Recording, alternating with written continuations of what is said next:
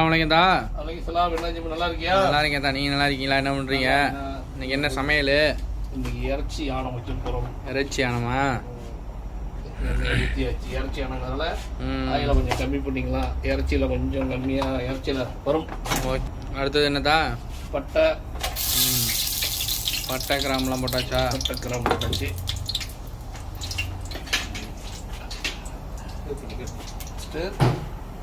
அடுத்ததா வெங்காயம் போடுறோம்.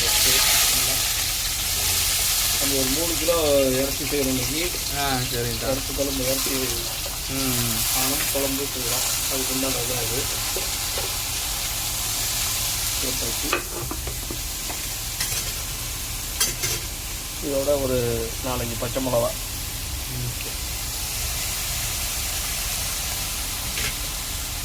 ஓகே,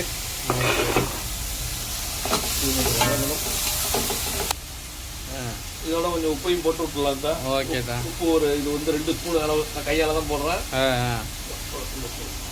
தேவையான அளவு உப்பு. உப்பு போட கொஞ்சம் வெங்காயம் சீக்கிரம் வதங்கும்.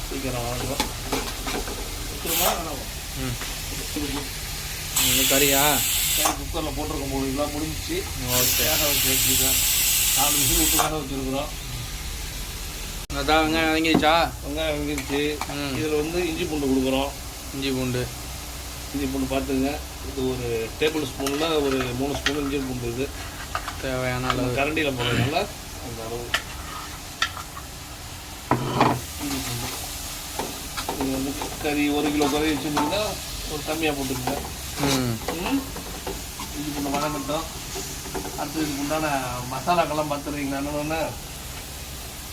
மஞ்சத்தூள் 1 ஸ்பூனு, ஜீரகத்தூள் 1 ஸ்பூனு, மிளகாத்தூள், இது மல்லித்தூள் 2 ஸ்பூன் வச்சுருக்கேன்.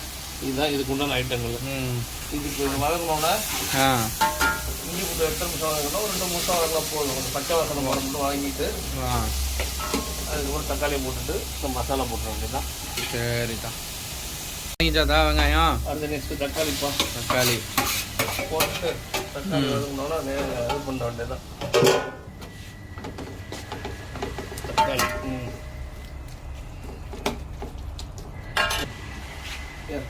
இறைச்சி குக்கரில் வேக விட்டுருக்குறோம்.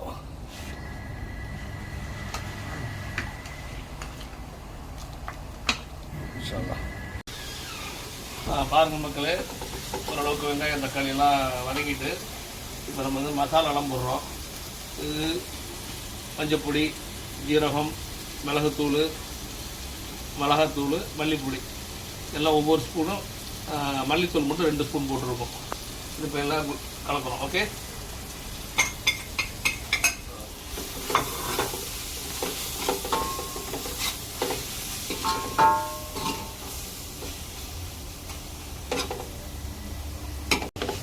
மசாலா வதக்கிறப்ப தீயை கொஞ்சம் கம்மி பண்ணிக்கணும். அவ்வளோதான்.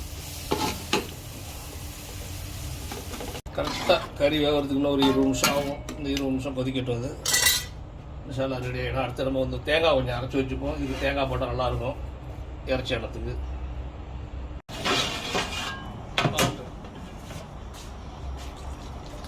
20 நிமிஷம் ஆச்சு. தேங்காய் பால் ஊற்றிட்டோம். தேங்காய் பால் கொஞ்சம் முந்திரியும் அரைச்சி ஊற்றிட்டோம். அருமையான இறைச்சி குழம்பு ரெடி. இது ஒரு 5 நிமிஷம் கொதிச்சோன்னா ஆஃப் பண்ண வேண்டியது தான். இது ஒரு 5 நிமிஷம் கொதி வந்தோன்னா தேங்காய் பால் 15 மாதம் போனோன்னா ஆஃப் பண்ண வேண்டியது தான்.